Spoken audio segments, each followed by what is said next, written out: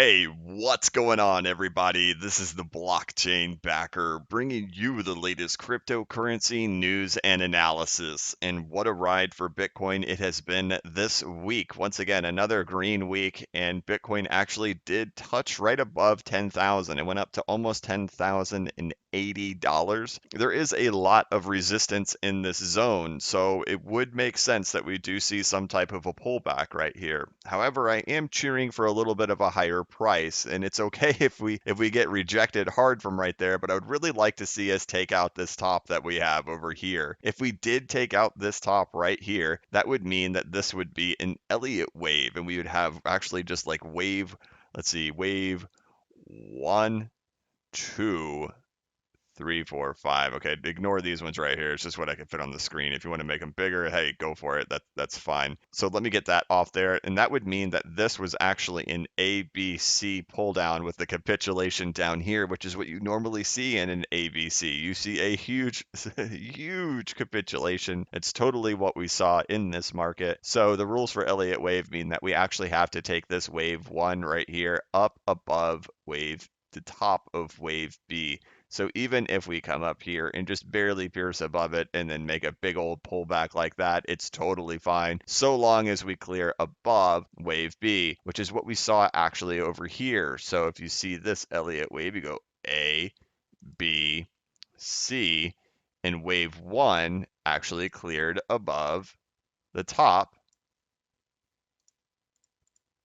of wave B over here. So it would totally make sense that if we go up right above it and then give ourselves a little bit of a pullback, and then we can continue marching on our way. So there's a ton of resistance in right here. We'll have to really kind of watch how Bitcoin is going to play its way out from right here. You know, this 10,100 is a doozy right there. So we'll see if this takes some time to actually clear. But really, hopefully we hope to actually pierce above that $10,510 before we get any type of real pullback. And I do believe a real pullback will come at some point. I know a lot of people like to see green lines and think the green lines will continue, just like they see the red lines and sell down at the bottom of the red lines, expecting the red lines to continue. Eventually, these things reverse. We don't have any type of capitulation or any type of FOMO buy volume or reversal volume yet, so I don't see anything indicating that we're ready to turn on ourselves yet. However, there is a lot of resistance right there in that level. We are 3 days away from the Bitcoin block halving, so that's a big event. It also would be a very good narrative to sell the idea of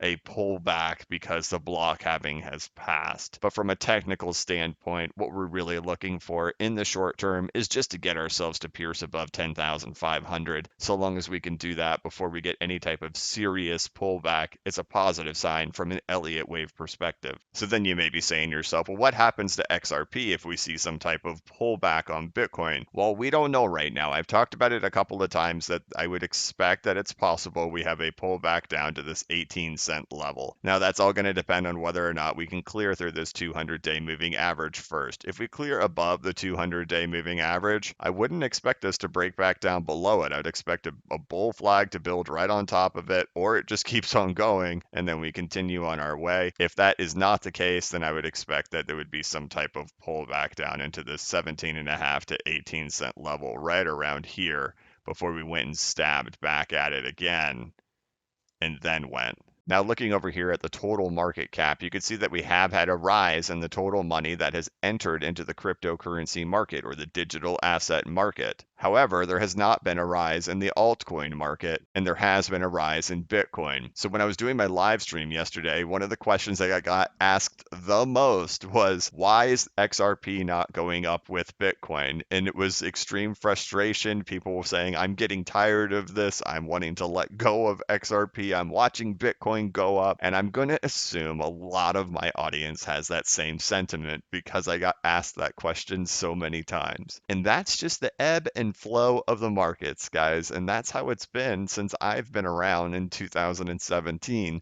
Bitcoin takes some of the share. Then after Bitcoin cools off, that money flows into the altcoins, and then the altcoins get their turn. We hear a lot of complaints that, hey, these altcoins are only moving because Bitcoin's going up. And then when Bitcoin goes up and the altcoins don't go up with Bitcoin, you hear, why? Why is it not happening?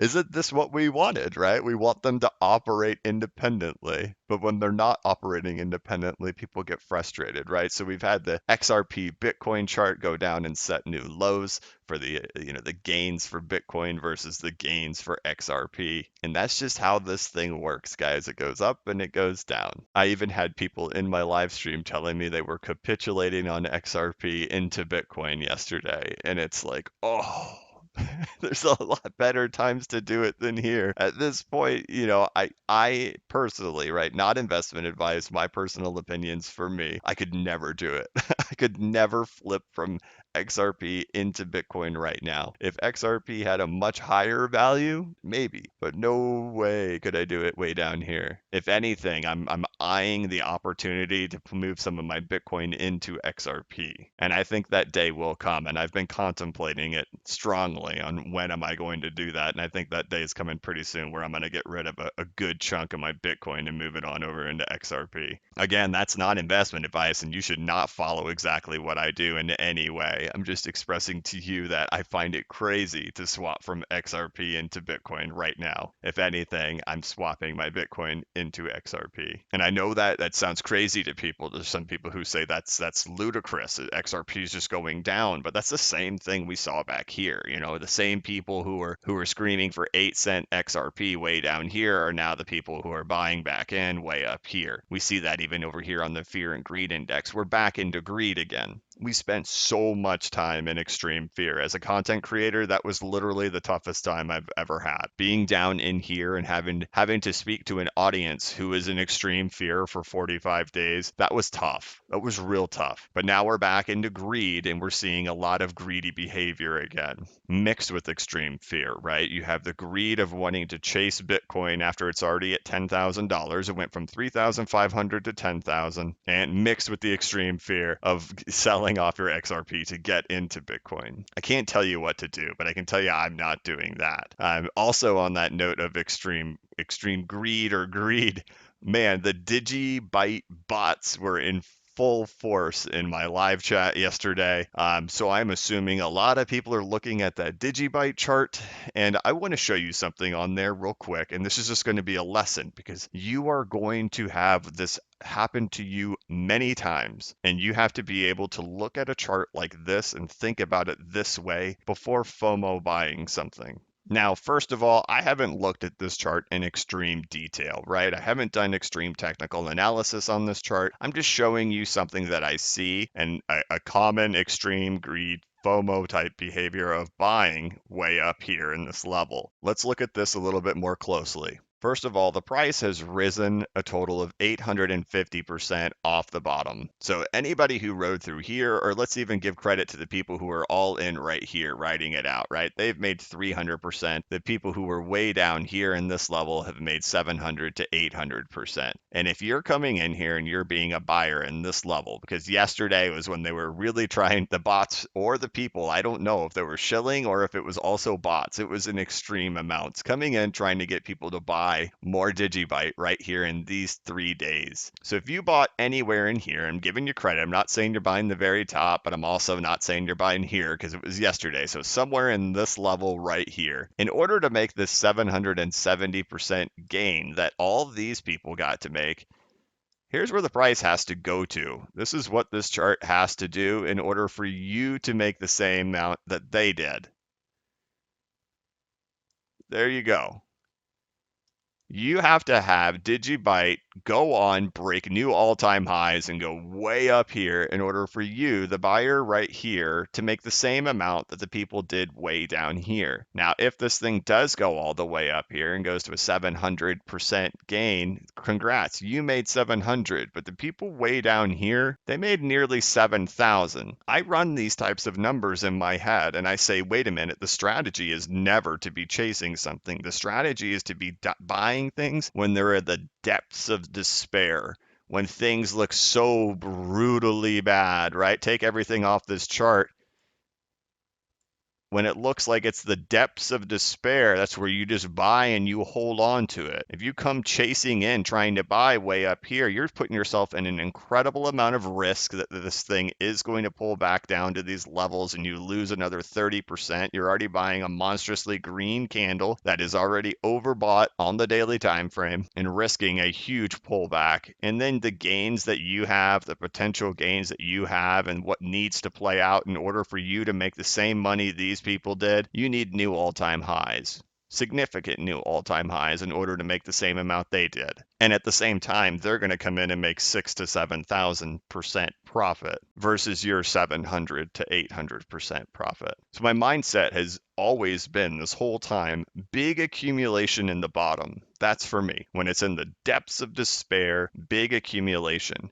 I'm not buying the uptrends, the blast offs, any of that stuff. If that stuff happens, great. I just ride through it all. But when it's deep down, I'm buying. So, what lesson do we learn from all this? Well, you're going to see a ton of this. Anytime any of these coins start taking off in the future, you're going to see that in my channel. You're going to see the bots coming in, the shills coming in, preaching whatever coin they want to shill in order to get you to buy it to pump the price higher, or to buy their bags while they're selling it because they need more liquidity in order to be able to dump at the higher prices. So I hope that you can kind of learn something from that, just kind of mathematically looking at that. After something has already taken off, it's gone, man.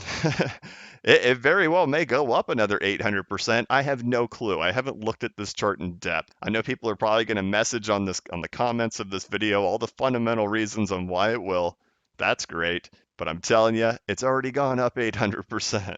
There's stuff that's still super suppressed, and that's the things that are on my radar. Because I am waiting for these types of moves to occur throughout the rest of the market. And this is a great thing to see that at least one well-known brand, DigiByte, that's a well-known brand. 2017, it had a huge year. It was all over the place. We're seeing an altcoin with a big name attached to it start to pump. That's a positive sign for the rest of the market. We've got Bitcoin going up. We have a few altcoins that are starting their pre-pumps. Eventually, that trickles into the other coins. They eventually have their turn. So as we go into the weekend, what we're really hoping for, again, is that we see Bitcoin clear above this $10,500 price level. Don't be discouraged that you see XRP hasn't kept up with Bitcoin yet. It's a positive that new fresh money is coming into this market. And yesterday, the total market cap, not just the altcoins, the total market cap actually did clear above a retracement level. We went above the 0.786. During my live stream, we were talking about that a lot. We did pierce above it. That's a positive sign that this is more than just a retrace and that we are potentially starting an actual bull market.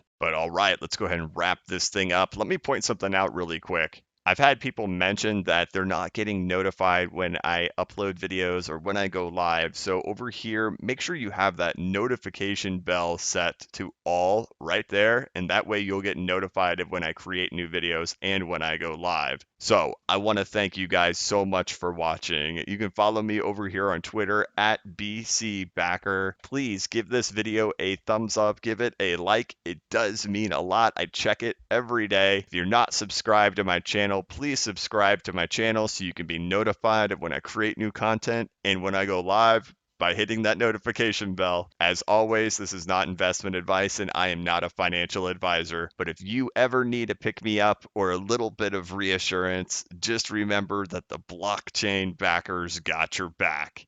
Have a good one.